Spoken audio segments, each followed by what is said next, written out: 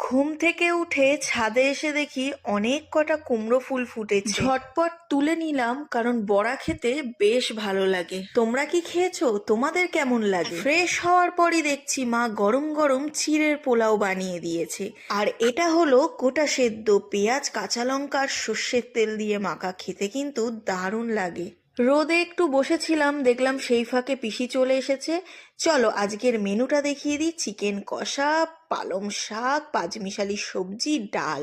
আর পিসি এনেছিল এই আমের আচারটা, যেটা নিজে হাতে বানিয়েছে। খাওয়া দাওয়া সেরে দুপুর দুপুর ওকে নিয়ে একটু বেরিয়ে পড়লাম, কারণ যাব ডাক্তার দেখাতে। ওর শরীরটা একটু খারাপ, কারণ প্রচন্ড পরিমাণে ওর ঠান্ডা লেগে গেছে। ডাক্তারের অ্যাপয়েন্টমেন্ট নেয়াই ছিল, যে কারণে আমাদের একদমই লেট হয়নি। গেছি আর ঝটপট ডাক্তার দেখিয়ে মেডিসিন নিয়ে বাড়ি চলে এসেছি। আর সত্যি কথা বললে এরকম মেডিসিন দেখলে আমার এমনিই গায়ে জ্বর চলে আসে। তারপরে আর কি, ওই একটু টাইম পাস করছিলাম, এই আর কি। আজকের মতন